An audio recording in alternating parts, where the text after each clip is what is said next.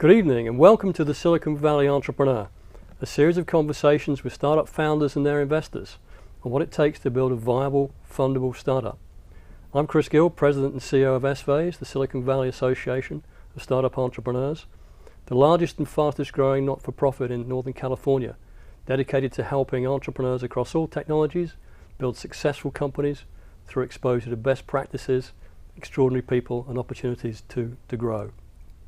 This week I'll be interviewing Vajid Jaffrey, Tony Kalinsky of cfares, and the lead investor in their A round of financing, Nat Goldhaber of Claremont Creek Ventures.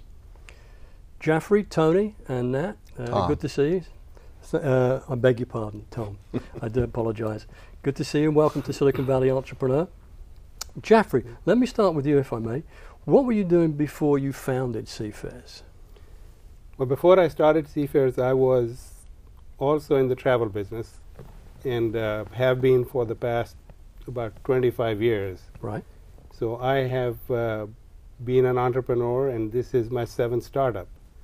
So and I primarily stay in the travel business and build companies in the travel sector. So how did you get into the travel business then? Was that straight out of university or from your first job? Or? Well, actually, when I was going to school here at Stanford, I had looked at the travel industry. Part of my look at industries that I was studying, and computers were just, this is a long time ago when computers were punch cards. You had to use punch cards. And I looked at the industry. I read an article in the newspaper, and it talked about this very big industry that nobody had even 1% of market share. It was one of the biggest industries, and yet there was no technology being used in this industry. And they talked about a system called Sabre that was coming out and was going to revolutionize the industry. And I thought that's a great opportunity because this industry is an information-based industry. Back then, they didn't look at kind of information age, but I looked at it and I thought this would be a great industry to apply technology to. So when I came out of Stanford, I started to work trying to bring technology into this industry.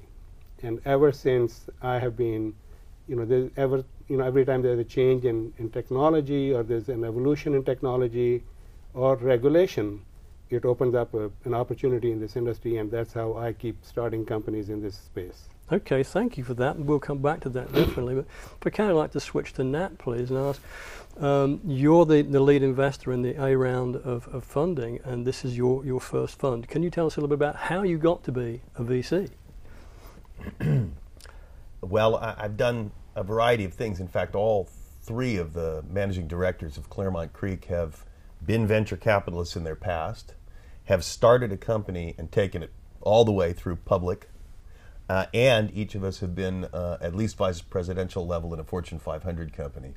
Of the 3, I like venture the best. Why? Because there's nothing that's more stimulating, more enjoyable, more fun than working with passionate entrepreneurs with great ideas and with the stick-to-itiveness to make those ideas into realities. That's terrific. Thanks for that. And Tom, if I can come to you now, you've recently joined cfares as the CEO. Could you tell us a little bit about your background and what led you to cfares? Sure. I'm the consumer-oriented guy who just joined cfares in February. And in my past, I was CEO of Mattel Toy Company, helping build the Barbie and Hot Wheels brands. I was CEO of Matchbox. More recently, I was CEO of Sega and worked with a great team to build that from a very small business to over $1 billion a year. And then I was CEO of a company called Knowledge Universe, which used technology to invest in educational companies. And so in a way, I played a little bit of a role of a VC, but also stepped in to help run some of those companies. And I ended up as CEO of Leapfrog, which is a company that used technology to build an education company where the educational product is used by children. And I had stepped down from that role a couple of years ago and was serving on boards, and found that I preferred being where the action is, and I ran into Jaffrey and Nat, who told me about the technology that they had in cfares to help change an industry and grow an industry and grow a company. And I became intrigued by the technology, and before I knew it, I was CEO of the company. Okay, and again, we will come back to that. But if I can come back to you, Jeffrey. So you did your first startup fresh out of Stanford University. What did your friends and family think of this? Because that's a pretty brave move. Well, maybe fortunately, unfortunately, I wasn't married and I was single. So, I thought of myself and said, if I do a startup, I just have to support myself. I don't have to support, kids and a wife. So I took a regular job with one of the, Fortune 500 company, and during the day I was working that, and at night I was working on my venture to launch a business-to-business travel company, which was a company that, a space in the travel industry that nobody wanted to go there, because in business travel there was lots of changes, and there was, the constant demand of adjusting the itineraries and canceling trips. So travel agencies wouldn't touch that business. And I saw that if you apply technology to it, that you could handle the business and the changes because you could do it in technology. You don't have to do it through the manual processes. So once I got, in a couple of years, I saved enough money. In fact, I had about $2,500 saved. And I went and rented an office for $150 a month, I still remember, and realized that you have to get a manager who is qualified to become a manager of a travel agency. And I hired my first employee for $400 a month. And that's how I got started in the business, and then built it from there. And it became a pretty successful business. I sold it to an insurance company, and so that was my first taste of being an entrepreneur and building a company and enjoying the success of it. Okay, so fast forward to cfares. It's your seventh startup. What was it caused you to want to found cfares and get moving with that? Sure. As I said, it's whenever there's a change in technology, there's an opportunity in the travel business because it's very technology dependent. So when the internet came along, there was an opportunity to take travel, which was very kind of brick and mortar based business, and to put it on the internet. And in fact, I filed a patent and got a patent awarded for the first booking engine in this space. And my idea was that ultimately the consumer is going to get empowered and be able to, look at all the information and make decisions. One of the things that was happening, in fact, the first generation of sites came up, the travel agencies, the online travel agencies. But it was clear that the airlines were going to also leverage the internet to streamline their business. And there was a conflict that I saw between the travel agencies and the airlines, because they were vying for the same customer. And if the customer went through the travel agent, it cost the airlines money because they had to pay commission. So there was friction in that transaction, and that used to cost the airlines about $10 billion a year. So they started to challenge the travel agencies by offering the customers more incentives to come directly to the airline and buy from there. And that trend got my attention because I saw that that was going to take hold. And how do you build a business that aligns the interest of the consumer and the airline? Because if you were a travel agent, you're going to be fighting the airlines for the customer. But the customer wants to buy the tickets from the airline, but yet they want very comprehensive information of the marketplace. And there was nobody providing that comprehensive information, a full market view to a consumer and not competing with the airline. So that's the opportunity that I saw, and I started the company based around search rather than being a travel agent. So that was a new breed of a website that satisfied that need of the marketplace, where you provide search information only, but hand the customer off to the airline to do the ticketing and do the purchasing, or to a travel agent. Okay. How did you pull together the founding team? Well, obviously, when you start a company, it's one or two people, and I had a couple of people who I depended on and had worked with me previously. So we pulled that together, and we got the first product built. It's kind of in a one office space. You pull it all together, And then we went out to, we realized that, to put a first-class team together, you have to go raise some capital. So we went out and, in fact, were introduced to Garage Technology Ventures, and we met with them. And then I presented at Launch Silicon Valley, one of their forums, and was fortunate enough to hook up with a gentleman named John Stewart, who is a venture capitalist, and he was with Claremont Creek Ventures. And he had some idea of what we were doing, and he was intrigued by it and showed a lot of interest. And so we ended up with Claremont Creek, used their funding to pull together a team.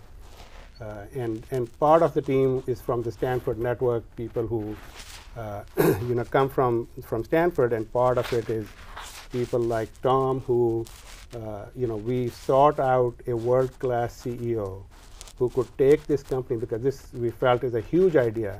It's going to become a very big company, and we wanted somebody to head up this company who would do it justice by taking it to its full potential. Okay, we'll definitely come back to Tom on that. But Nat, if I can come across to you, the story of pulling together a team from people that he previously worked with and getting a product going, is this a standard story that you get as a VC, or is this something different from what you see from most entrepreneurs doing? Well, I think classically entrepreneurs start with working with a few friends, right, or previous colleagues, depending on their age. Sometimes they're college buddies, and sometimes they're people who you've worked with in earlier companies. That would be, I would say, relatively standard operating procedure. And as a company matures, one needs to go out and add additional bandwidth, additional capabilities to support the company so that it can actually fulfill its initial objectives. So there's various stages that companies go through, and the venture capitalist is ideally a partner in working with the company through all of its transitions. Okay, so when John, your colleague, became aware of cfares through Launch Silicon Valley, what was the message he came back to Claremont Creek with, and how did you get involved in it? Well, John came in and he said, well, I think we found the first $1 billion exit. Wow. And I said, well, that sounds great. And as you know, it was actually at an SFACE meeting, yes, where John heard about it. We've been involved with SFACE for a long time and are supporters because we love the entrepreneur, just as SFACE does.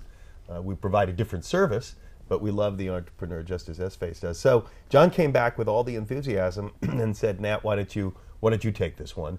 And we went and spent some time with Joffrey and his colleagues, and decided that it was a terrific opportunity. Of course, we did all the classic diligence that all venture capitalists do, background checks and looking at the spreadsheets and all of the things. But in the end analysis, none of that matters that much. What matters is, do you share the passion for the idea, and do you think that the people are capable of accomplishing the idea? That's the key to making a decent venture assessment. And choosing which companies to invest in. And we did that. We liked the people. We liked the idea. We made the investment. That is a terrific story. And so from there, having made the investment, if I can come across to you, Tom. So you've been brought in to take the company the next stage. What is the next stage? What do you bring to it that's going to move it on to the next stage? Well, hopefully I'm bringing a consumer phase to it where we're going to start addressing the consumer more directly and start building the company by attracting the consumer and building the cfares brand with that consumer. One of the things that we haven't talked about that Joffrey and his team had invented is technology that helps cfares find low-cost airfare for consumers. Well, that's a pretty powerful message if you think about it. There's research that says that every consumer, it doesn't matter if you're a businessman or a student, you're looking for low-cost airfare when you travel. And most of the time, 78% of the time, you're going to make your decision based on who's offering the lowest cost airfare. That's what these guys have developed before I joined the company. And I told these guys the story. One of the reasons I was so attracted to it, one of the guys who mentored me in my youth was a man named Sam Walton at Walmart. And here I was a young marketing guy at Mattel and later president of Mattel. And In those days, Walmart wasn't a very big outfit. You know, it was pretty small. Sears was bigger, JCPenney's was bigger, Target was bigger, Kmart was a lot bigger. But I would tour the stores with Sam because he liked to take a group of young guys with him and he'd teach us about merchandising and retailing and pricing. And he was always harping on low price. And after a frustrating day one day, I said to him, Mr. Sam, you keep talking about low price. You really think you're going to have the lowest price on every product in this store? And he looked at me and he said, no, I'm going to have the lowest price 70% of the time. And based on that, I'm going to build a very big business. Well, we have the lowest price almost 100% of the time. So I think we can build a very big business based on that promise. That's a terrific story again, that you've used technology to help get you there. Now, it kind of all flowed smoothly. So coming back to you, Jeffrey, what were some of the major hurdles that you met along the way, and how did you overcome them? Well, you know, when you start out a company, people say, you know, what makes you different? I mean, if it is so easy to be done, it would have been done by now. Other people would have done it.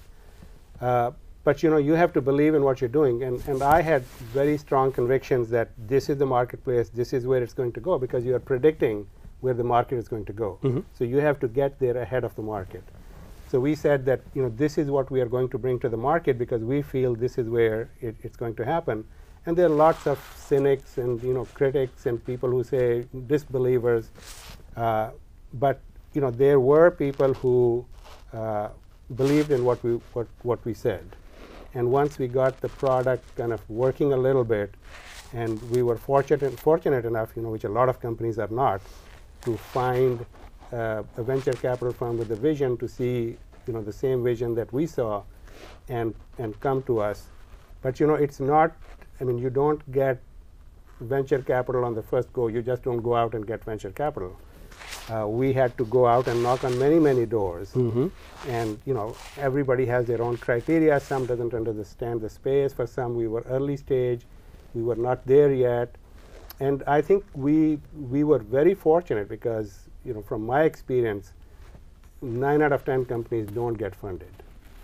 And we were fortunate enough to find good partners, and partners who shared our passion, shared our vision, supported us, and, you know, helped us along the way to where we are today. Okay. Now, come back to you, Nat, if I may. I'm seeing a lot more VCs going later stage. I mean, it happened after 2000. It's continued to be going later stage ever since then. This sounds like a fairly early engagement. Is that standard for Claremont Creek, that yes, you get involved early on? We are explicitly early stage, and we will remain so because I think it is consistent with both our expertise and with what we like to do. Right. It's more fun to engage with a company at an earlier stage because the company, in effect, is somehow more malleable, and at the same time, it has the kernel of greatness.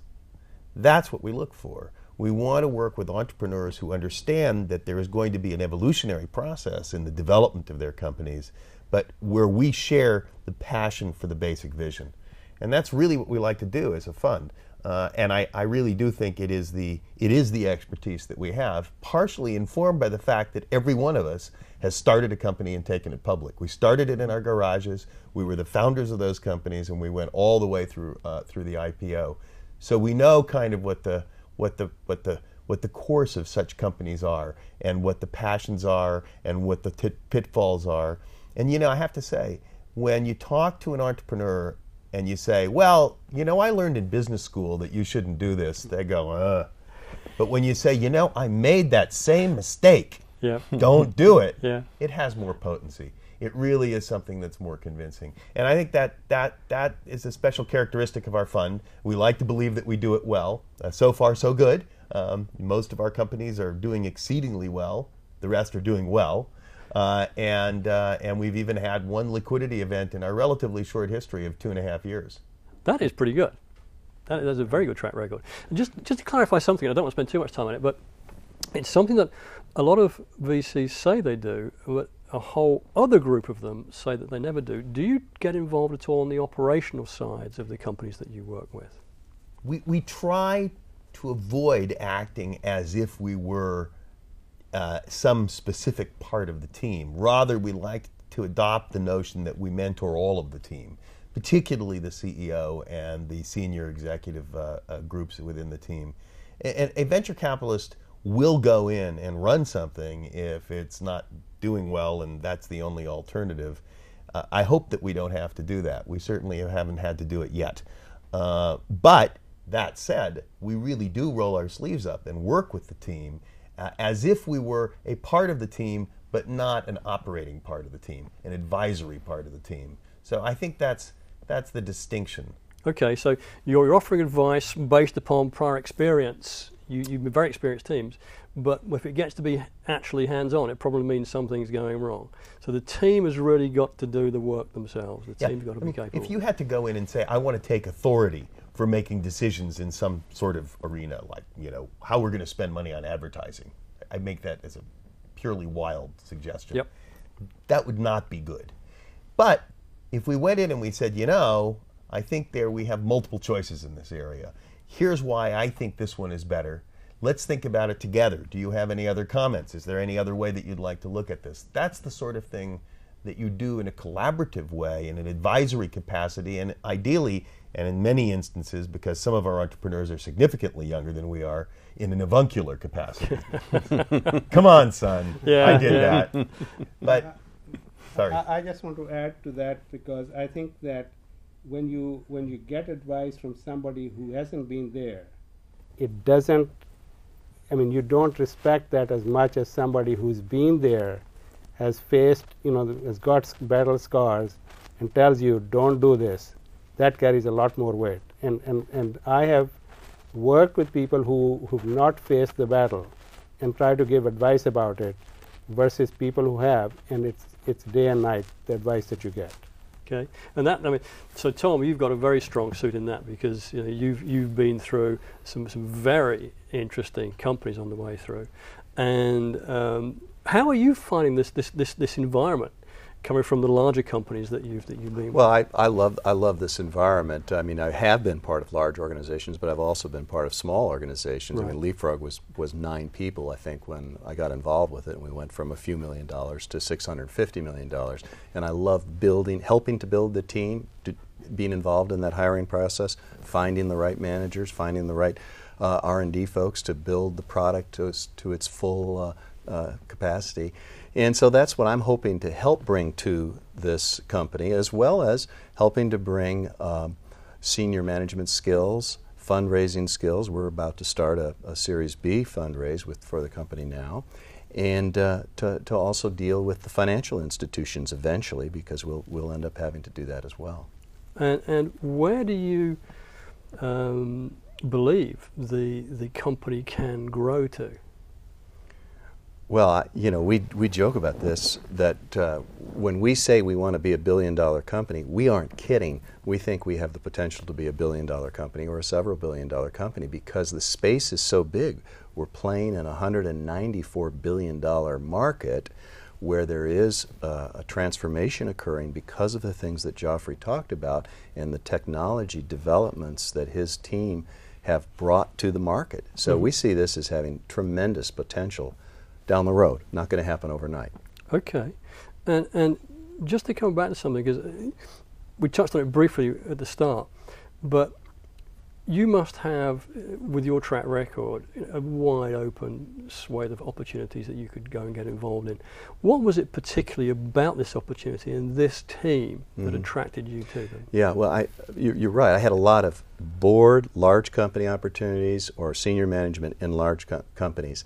I didn't want to do that again. I've done that before. I enjoy the building process more, being involved with a smaller team and growing with that team, as long as there's a huge market opportunity to, again, use the technology to transform a marketplace. That's what I'm most interested in being involved in.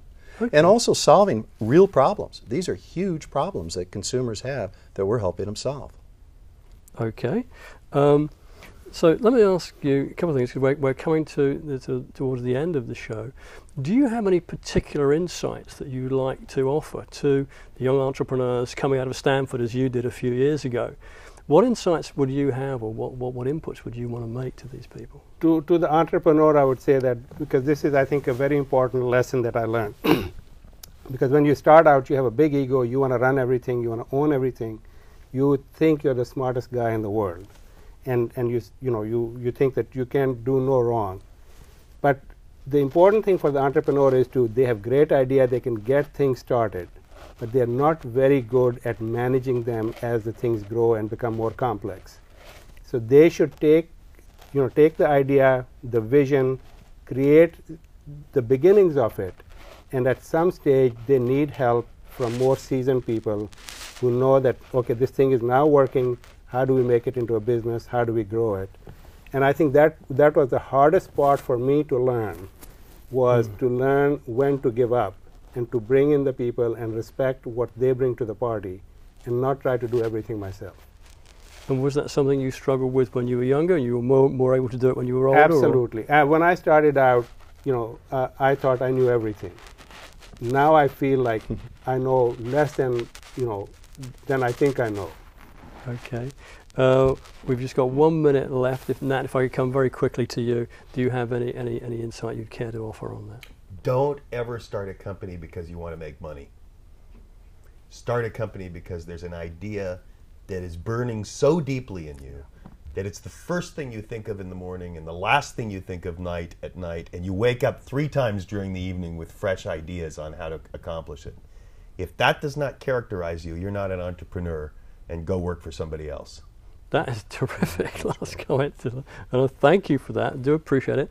It is now heading up to time to wrap up the show. So thank you, Jaffrey, Tom, and Nat, for coming along and sharing your experiences and insights with us tonight. So thanks, a good night from SFAs and the Silicon Valley Entrepreneur. And look out for our show again next month. Thank you very much. So